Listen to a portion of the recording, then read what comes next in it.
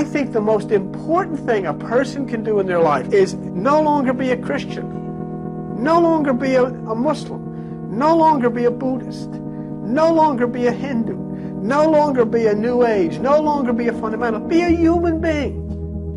And just be open so that you can interact with God and the universe without any preconditioned or preconceived ideas that come from religious groups. Then you're free. Then you're part of all this. But as long as a group, whatever that group is, has you to follow their ways, you're done. Because there are things that the Muslims know that the Christians cannot accept because the information comes from Muslims. There are things that the Christians know that Muslims and Hindus can't accept because the information comes from Christians. When you're free of all that, you can pick and choose everything, be part of everything.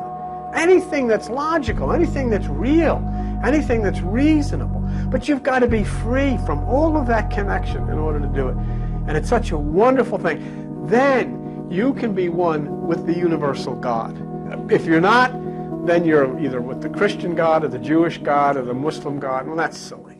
I said, well, what does John mean? He said, John means John. Well, that's not quite true. So getting to identity gets to be a matter of factualizing first, because the most important concept here is we're not dealing with belief. We're dealing with knowledge. We want to be able to know and to prove or verify the body of knowledge that we study and espouse, so that we bypass two levels. One, the conflict with believers and the problem of getting to the higher level of consciousness. You cannot get there by belief. You get there by knowing. Your higher mind will not let you in if you only believe. That's why the precept, the maxiom in the scriptures is, man, know thyself. It does not say believe thyself. Man, know the truth. It doesn't say believe the truth. Knowledge opens the higher doors of divine mind in which we live and move and have our being. He who makes you mad is your master. That's because your ego. See, your ego is only what your body, you are only what your ego tells you it is, based on a series of life experiences. That's not who you are. That's a buildup of an illusion. So therefore, you become vulnerable. You go to the little ancient man, you like the Twa people. They walk around, have no clothes on, or no clothes on, You come up and say some stuff to them, because they can't understand the concept of what you're talking about because they're on a higher level. Well, when you see the baby, they're saying you must become. So a lot of these cliches, once a man, twice a baby. They're talking about, on the other hand, even though it is true, on the physical level, you once a man and you get old and you got to be tended to like a baby. But on the metaphysical level, see, some of the scriptures are meant for some part of life and some of them are meant for metaphysical level. Once a man, twice a baby. You must be humble. And it's humility.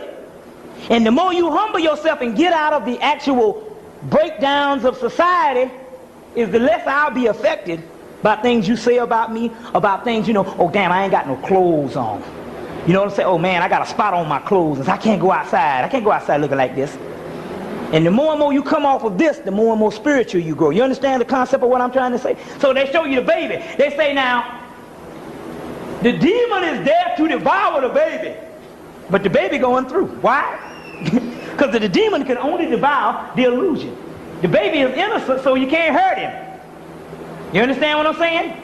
So the more humble you get, you see what I'm saying? The more spiritual you become. This God, this Jesus that you've prayed to and that you want to touch is inside of you.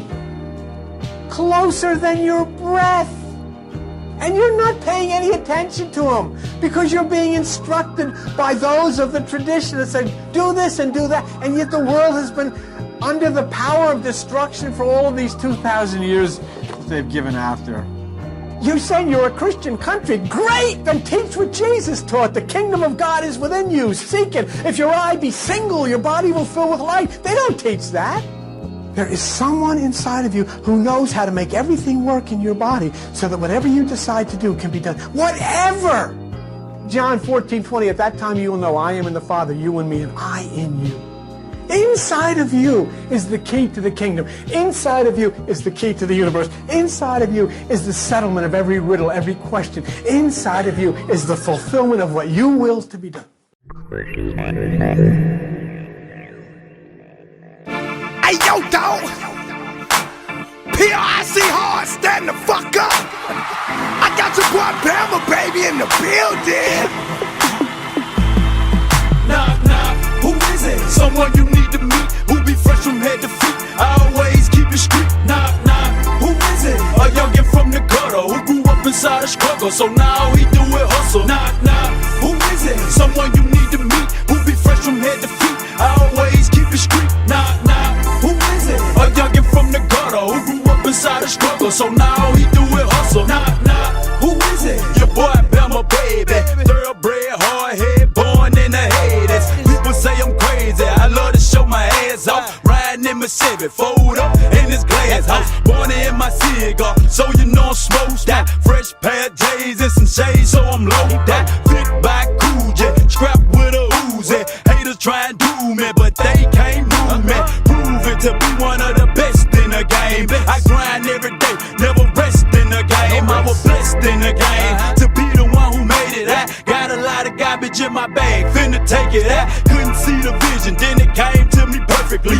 All the hard time that I had, they was working me into a man who came up with a plan. Now I'm knocking at your door, trying to tell you who I am. Knock, knock, who is it? Someone you need to meet, who be fresh from head to feet. I always keep it street. Knock, knock, who is it? A youngin' from the gutter, who grew up inside a struggle, so now he do it hustle. Knock, knock, who is it? Someone you need to meet, who be fresh from head to feet. I always keep it street. Knock, knock, who is it? A youngin' from the gutter, who grew up inside a struggle, so now he do it hustle. Knock, knock, who is it? Mr. Never had a thing, working 2 job times hard, gotta maintain. Bills still coming in, so I need loaves of bread. I'ma go and get it, dawg. Hell no, I ain't scared. Growing up in poverty, you'll make a youngin' turn quick. Jump out on the block with a Glock and try and turn licks. I ain't wanna take that route, but this the only way for me to make $100,000, dog, and live lovely. Sick of riding bucket, rather ride Benz. Sick of this struggling, I'd rather have ends. I depend on no man, my daddy, he let me down. Mama, yeah, she was cool, but she wasn't really around. So all I got is my balls and my word. Plus I had an infatuation with being on the curb. Came up from a small pebble to holding the big blocks. Trying to come inside, but the door is locked. Knock, knock, who is it? Someone you need to meet, who be fresh from head to feet. I always keep it street. Knock, knock, who is it? A youngin' from the gutter, who grew up inside a struggle, so now he do it hustle. Knock, knock, who is it? Someone you need to meet, who be fresh from head to feet. I always keep it street. Knock, knock, who is it? A youngin' from the gutter, who grew up inside a struggle, so now he do it hustle. Knock, knock, who is it? Things they done got better. Now when the storm on your boy, I gotta know better. Used to didn't have none, now I got a little cheddar. Used to didn't shine, dawg, now I got a little bezel. Things going good, but still gotta maintain. Cause I could lose it all, and I ain't trying to lose it, man. Thank Jesus Christ for the blessings that he gave me. Came out the sky to the streets, and he said, man, smooth everything, got made everything easy. Now I'm on top, and I'm hot like Lil Weezy. Boy, please believe me, it took a whole lot of time. Exercising thoughts inside my head made a strong mind. Not a piece of the pie, so I won't ever break. Plus I rise high up in the sky, so I levitate. Gotta come down, though, to clean up the whole block. Thank you, God, for letting me in when you heard your boy. Knock, knock, who is it? Someone you need to meet, who be fresh from head to feet. I always keep it street. Knock, knock, who is it? A youngin' from the gutter, who grew up inside a struggle, so now he do it hustle. Knock, knock, who is it? Someone you need to meet, who be fresh from head to feet. I always keep it street. Knock, knock, who is it? A youngin' from the gutter, who grew up inside a struggle, so now he do it hustle. Knock, knock, who is it? Knock, knock, who is it? Knock, knock, who is it? When the oil is crucified. To crucify means to increase in power 1,000-fold. How would you like that? How would you like to transmute that energy that's in the sacred? That's where all your energy comes from out there. All of it goes down here in the sacred plexus. This is where you get all your energy from. Keep that strong and you'll be healthy. How would you like to transmute that and transform it 1,000-fold up here? Because when that fluid returns 1,000 times more powerful at the crucifixion, at Calvary, Golgotha, guess what happens? All those dormant trillions of dormant brain cells awaken. That's illumination. It remains 2.5 days, the moon's period in a sign. So remember the moon, this is all about the moon, in your sun sign. In the tomb, cerebellum, the tomb is the cerebellum, and on the 3rd day it ascends to the pineal gland and connects the cerebellum with the optic thalamus. The central eye in the throne of God, that is the chamber overtopped by the hollow or hallowed, caused by the curve of the cerebrum, the most high of the body. Remember God, the most high, Gad, Aries. The living vital substance, which is a precipitation of the breath of life breathed into man, therefore the holy, whole ghost or breath. You keep hearing about the Holy Ghost, the Holy Spirit. The pineal gland is the pinnacle of the temple, the modus operandi by which the oil of the spinal cord reaches the pineal gland is described in what follows. There is no name under heaven whereby ye may be saved except Jesus Christed and then crucified. You see how the scriptures come alive when you have the key to understanding them? Any churchgoer will never understand that. They'll read, oh, there is no name under heaven whereby you may be saved except Jesus Christed and then crucified. So what are they going to do? Jesus is my saviour, and they'll kill you for it if you disagree. Which they've done to millions of our brothers. Because they read that there's no other name, so they go after the name.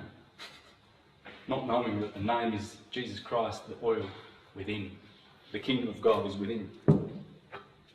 Every 29.5 and 1/2 days, when the moon is in the sign of the zodiac that the sun was in at the birth of the native, there is a seed or psychophysical germ born in the or out of the solar plexus, the manger. Remember, Christ was born in the manger, and the story always begins in the manger, doesn't it? On Christmas Day, where he's born of a virgin. Because when the sun is born every day on this horizon in the east, guess who's on the horizon, the other horizon, always? Because this is how the skies are fixed. Aries rules here and gives you an electric pulse in the morning from 6 to 8. Taurus from 8 to 10 gives you a magnetic pulse, and where you go from left brain to right brain, left brain to right brain. And scientists know this. It's all science. They know this. Oh yeah, they know it. And then you go back to, so you go from positive, negative pulse all day, every 2 hours, flip-flop, flip-flop. This is what's happening. This is the complex nature of our crystal electric bodies that we are. The Temple of Solomon. And this seed is taken up by the nerves or branches of the pneumogastric nerve and becomes the fruit of the tree of life, or the tree of good and evil. Vis-a-vis, good if saved and cast upon the waters, circulation, to reach the pineal gland, and evil if eaten or consumed in sexual expression on the physical plane, or by alcoholic drinks or gluttony that causes ferment, acid, even alcohol in the intestinal tract. Thus, no drunkard can inherit the kingdom of heaven. Simple, what it means is that an excess of alcohol is acidic in the body and it destroys that oil, because that oil, that seed is coated.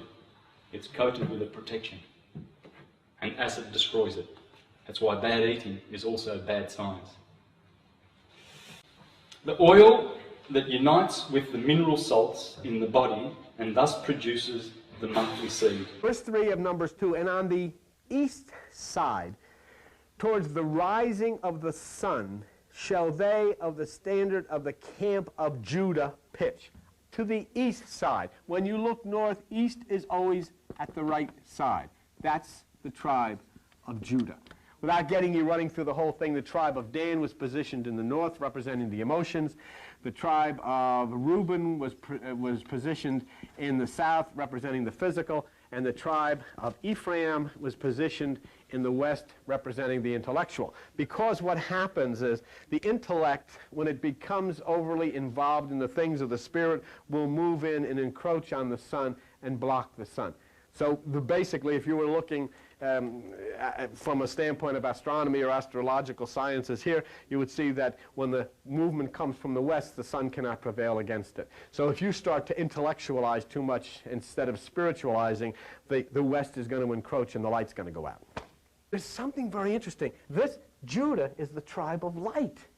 If your eye be single, your body shall fill with light. Now, the interesting thing is, all that were numbered in the camp of Judah, look at verse 9, were 100,000, okay, 80,000, that would be 80,000, okay, 100,000, 80,000, and 6,400, okay.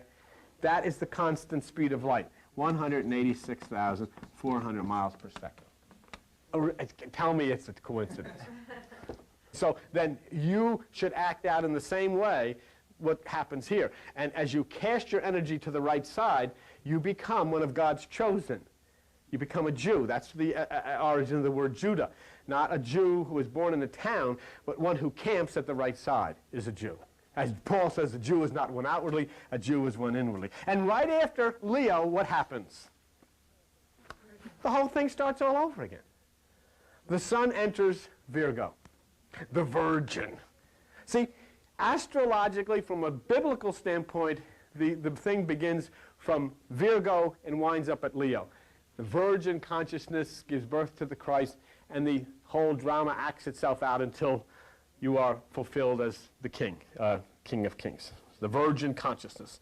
And then the sun enters Libra, which is the balance and the scales of justice. And we understand that after the birth of consciousness, it says, unto us a child is born, and the government shall be upon his shoulders, etc., etc. The sun enters Scorpio, which is Judas the betrayer, who sets the stage for the crucifixion on December the 21st. Between the two thieves, it all happens. See? And the cycle repeats itself. Born in the stable, the sun god begins his journey to the right hand of power. You've come to destroy. That's why Jesus says, I am not come to bring peace but a sword. Because you don't come here to coexist with all this insanity. You've come here to destroy it. And you destroy it by breaking down the patterns and breaking down the thought patterns. That's why you're sitting in here, whether you realize it or not. You're sitting in the midst of a revolution, and your whole idea, your whole reason for existing is to break down. And you do it by meditation, and you break down by understanding and changing of living habits and changing of beliefs. You start breaking down a whole thing that has been accumulating for thousands of years. And then you get to that point when you finally are shutting down what the school says, what the job says, what the church says, what family says, and all of these traditional patterns. Finally, you shut them all down, and you can start to hear that still small voice. In 1 Kings 19:11, it said, and the strong wind rent and break the rocks in pieces, but the Lord was not in the wind. And after the wind, an earthquake, and the Lord was not in the earthquake. And after the earthquake, a fire, but the Lord was not in the fire. And after the fire, a still small voice.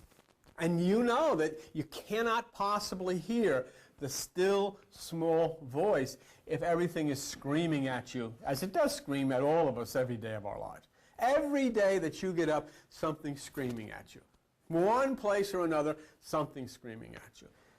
And that's all you can hear. And you're trying to project. And then you're trying to go to the doctor to keep yourself well, and you're taking cold tablets, and you're taking medicine, and you're taking tranquilizers, and it's a losing battle because eventually it wins. You lose.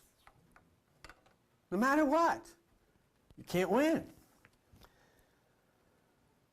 But see, finally, when you rise in this meditative process that we teach, finally, when you rise to that point, you come to the point of the hippocampus of the brain where you start to send the electrical energy through Ohm up through the spine. And at the hippocampus of the brain is Amon's horn.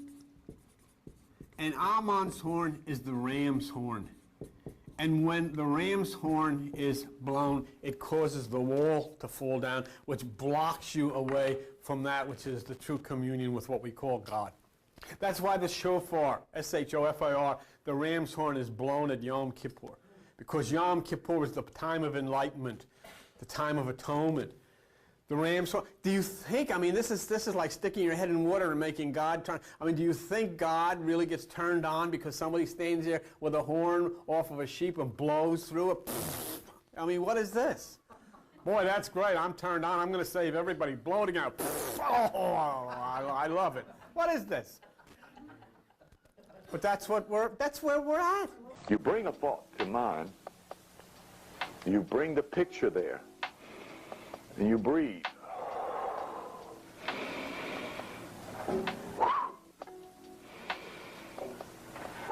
You blow until the energy releases itself from the picture. Now you can tell when it does because the picture, the thought, doesn't hurt anymore. That's when you know you've detached from that past experience. Okay? Now if you don't, this is the stuff that makes us sick. Angry, bitter thoughts settling in the subconscious. Okay? Because all of this is in the subconscious, your body parts. Okay? And we need to understand our thinking. With this melanin in our blood, we are moving power against ourselves with our anger, our regret, our jealousy, our suspicions, our fears, our anxieties. We're doing that stuff to ourselves. See? And it's done in each one of our individual nations.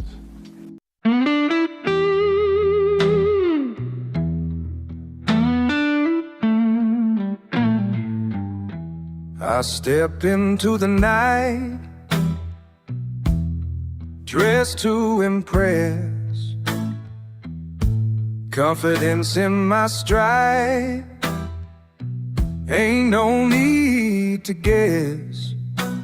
I know my worth, feel the fire ignite. In a world of confusion, I shine so bright. What's the G stand for? It's a tale of strength, a grown man's journey. It's time to take lane. A grown man who stands tall, never feels alone. With the gift that I carry, I rise, I can see. What's understood don't need no words to be free. I'm anchored in truth, no mask to wear. Living in my power with love and care. I'll walk with integrity, my heart's my guide. And this dark blues melody I take pride. The whispers may come, but they fall on deaf ears. I'm a man of my word, chasing dreams, not fears. I look good as I smell good like a boss in in my zone. A grown man who stands tall, never feels alone. With the gift that I carry, I rise, I can see. What's understood don't need no words to be free. In the shadows I drive, in the light I belong. A grown man forever in this deep dark song.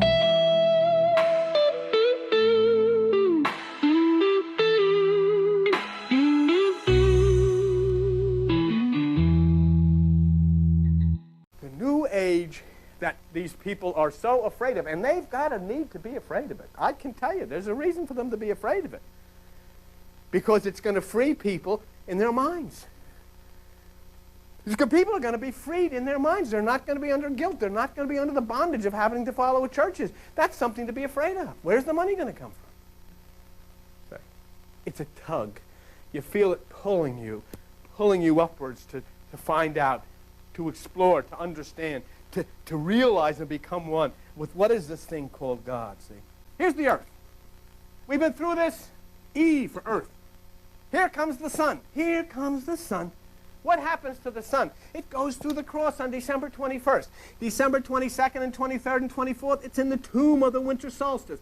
On Christmas, December the 25th, by the trajectory of the earth, the sun is born on December the 25th. It goes up into the Lamb, intercourses with the Lamb, and then sits at the right hand of power, and summer comes. By understanding science, you understand God, you understand Jesus Christ, because what does Jesus Christ do according to the book? He comes down from heaven, goes through the cross, sits 3 days and 3 nights in the tomb. He is born on quote-unquote December the 25th of a virgin. I forgot that. Out of Virgo the son is born. He rises up to the Lamb, sits at the right hand of power and new life.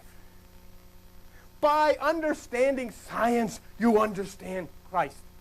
Why? Who cares? Because inside of you, the solar plexus, that is the Jesus. You allow the Jesus to be crucified by meditation. The Jesus then raises itself. The chrism, the oil flies back up to the pineal gland. It ignites the pineal. That is Christ returning up to the Father. That is out of a virgin consciousness. It rises up, opens up the right hemisphere of the brain. Summer comes to your life. All done scientifically, all done according to law, all done according to the principles of creation. Has nothing to do with hocus pocus, has nothing to do with sitting down saying your prayers, has nothing to do with singing Amazing Grace or anything else. It has to do with plugging into the science of the universe as God created it, and Jesus told you, Buddha told you, Zoroaster told you, Hare Krishna told you exactly what to do in order to plug this thing in and to become one with the universe here on this earth as it is in the sky, and you'll fly up out of Virgo, up into the Lamb and sit at the right hand, and summer will come to your life. It's that simple. Doesn't do it. Because you don't have to do anything but sit on your floor, sit there. What would you have to do if you couldn't go to the beach and get a suntan until you first studied it, read it in the book? You have to read the Bible, find out what the sun does. You got to wear this, you got to wear that. You can't do this, you can't do that. You got to do this, got to do that. What do? You go down, you lay a blanket, you plop in it. What do? You conk out, the sun does what it does. All by itself. It doesn't need any help from you. You're going to go home tonight, you're going to stop at the refrigerator, you're going to eat some food. Then you're going to lay in your bed. Boy, you're shaking. And then all of a sudden, you're going to conk right off. You're going to go to sleep. And you know what? Little factories are going to come to life inside of you. And little things are going to say, do you think we should wake this person up and ask her if we can digest this mess? They're going to say, no, let's go. And the buttons are going to be pushed. And all of the machinery goes in, and all of this peanut butter and jelly and all of this stuff you had that starts grinding up, it goes into the different machines, and it comes out blood and all and there you are. The person who called said, read 2 John. All those who profess not that Jesus comes in the flesh are not saved or whatever. So I said, well, he's right. But the point being that saying that Jesus comes in the flesh means in you. He certainly does, and that's what he said. At that time you will know I am in the Father, you in me, and I in you. But not to create a hero that ran around in sandals somewhere trying to avoid the cops, but to create this thing which is inside of you. The hero lives in you, as Mariah Carey sings. That's what this is all about. He comes in the flesh, he's inside of you. But those who call themselves by his name are the least or the last ones to have found it. So then Jung went deep inside of himself to try to find out, what is this? And he found raging, obviously projecting from within himself, this thing, I've been to Jerusalem and I haven't found it there. I've been to that which is the seat of religion, and it doesn't exist there. Don't you want to find something that's real? Don't you want to, I mean, aren't you, you may not be as intelligent in psychiatry as a Carl Jung is concerned, but you're certainly intelligent people. You've gone to school, and don't you want to have more than like what Carol was singing about? That your whole life and your whole basis for your finding what life is about is some, a fish swallowed a guy and then puked and an evangelist came out, and this is the basis of your religion. Or a guy and a girl are in a garden somewhere, they don't have any clothes on, and a snake offers them an apple, and this is it. This is what we buy. This is the way I want to go. And then God figured the only way he can forgive you from smoking or going to Atlantic City is nailing some guy up on a cross and letting him bleed to death. I want to find out, why are you here? Why? What is your life? Why? What is your experience about? What are you supposed to be doing? What's the purpose of the earth in the middle of this particular galaxy and people on it? Well, for what reason? Why aren't they on other places? What's going on? And all you said, sit, sing Amazing Grace, put money in the thing and go home. And nobody explains it because they don't know. Carl Jung said, you should know. And Jesus Christ said, you should know. And it's very obvious that you should know. Jung became the object of a lot of people coming against him. The religious fundamentalist, he was called a Gnostic heretic. And he wrote in a book that he called the Red Book. He wrote of contacts that he had with those that we would call the beings of light or mysterious ones. Now Carl Jung, of course, writing this, you can't say, well, this guy's a nut, because he wasn't a nut. He wasn't. He was brilliant. A brilliant man, lived in Switzerland. Brilliant, brilliant, brilliant man. So when Carl Jung spoke, people would have to say, well, maybe, or they'd have to think, I can't just laugh at these things that he's saying, because he was far too intellectual and far too revered as a man of science. The only reason you should do this is because it's natural, all right? The sun in the sky on December the 21st goes through the constellation the Cross. It's crucified. It's the shortest day of the year. December the 22nd, 23rd, and 24th, the sun sits at the bowels of the earth. It's the winter solstice. It's entombed 3 days and 3 nights. December the 25th, by the trajectory of the earth, the sun is born. Every day then becomes brighter and brighter and brighter. The sun enters into the waterman Aquarius. The sun enters into the sign of Pisces, which compares it to that which is Jesus when he entered in with John the Baptist and selected his disciples, which were fishermen. On that which is the point where we are about now, the sun embraces the lamb, or the pineal gland of the brain in respect to your head, but it embraces the constellation Aries, moves to the right side or the eastern sky in the northern hemisphere, and then summertime comes to the earth. It's a natural thing. It doesn't make any difference if you're Catholic, Baptist, Buddhist, Hindu.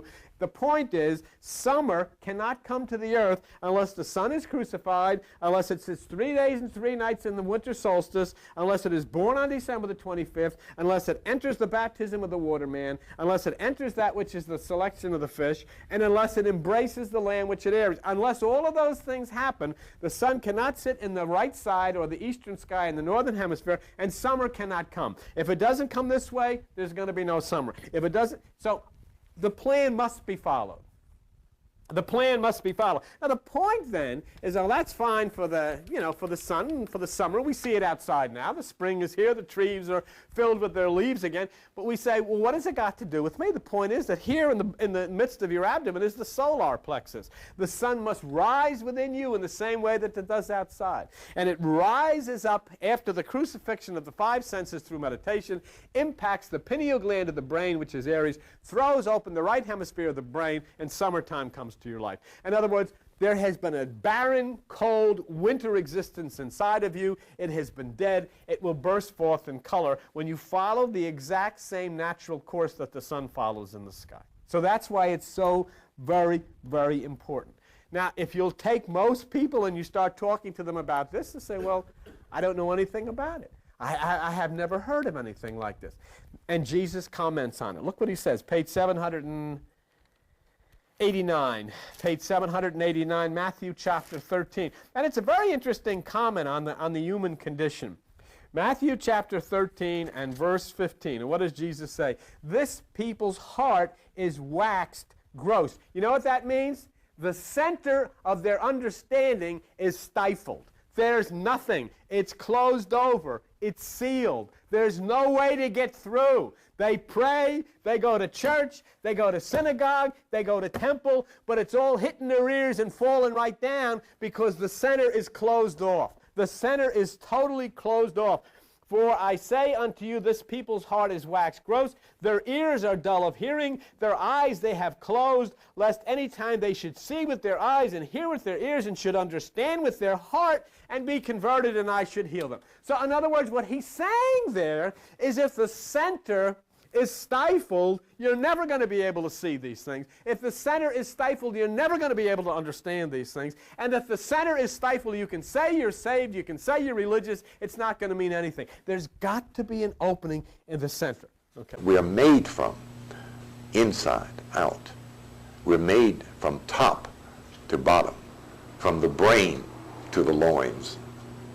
The difference being subconscious thinking and conscious thinking. And supra-conscious thinking is where success transpires in the balanced human being. We have done survival to death, okay? And survival is holding on to what you have and not gaining what is provided for you. And that's a psychology. We can see that. We are orientated to hang on, hold on. And one brother spoke to me on the elevator in my building and said, how you doing, my brother? I said, oh, I'm hanging in there. He said, wait a minute, brother. Ain't we done enough damn hanging? I said, yeah, you're right, man. You're right. You know, and it's true. We've learned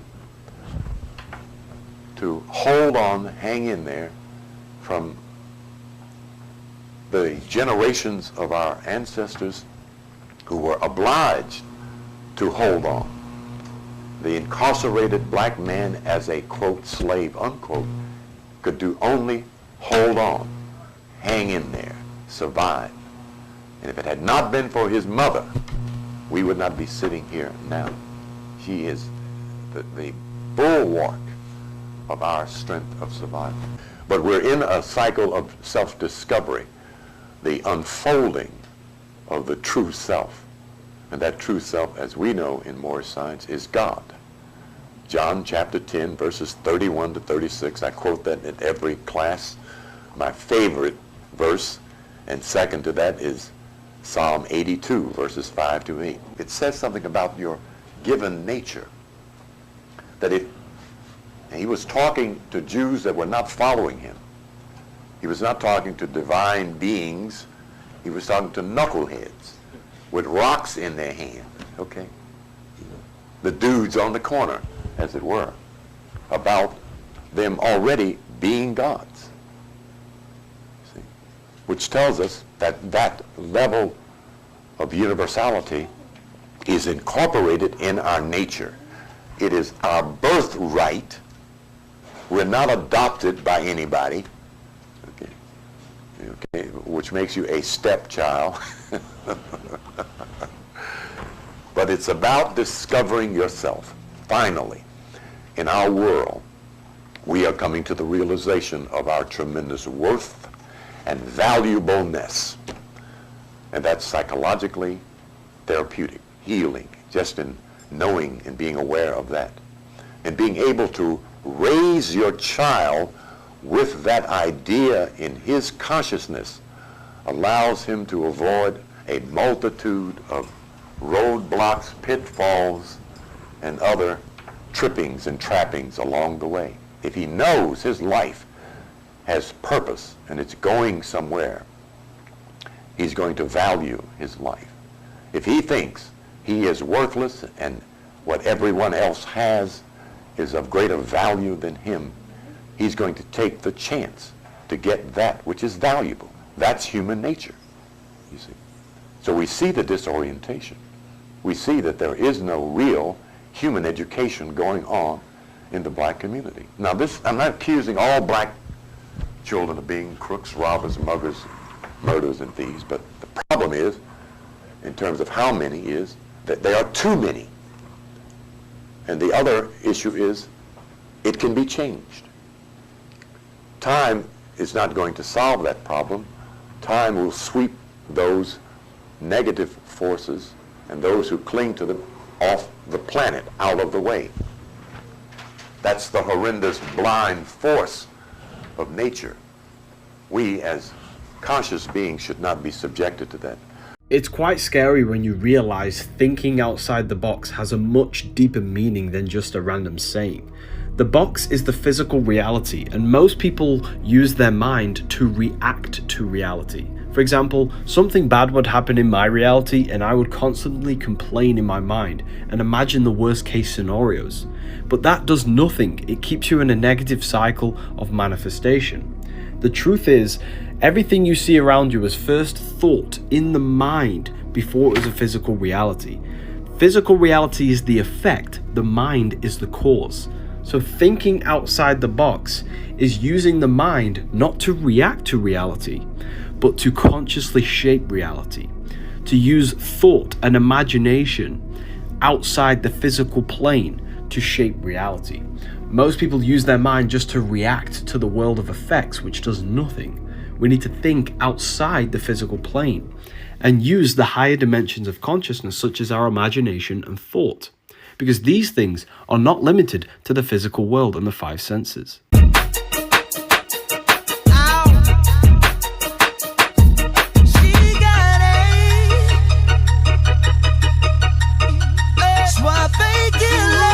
She got it, yeah, she got it.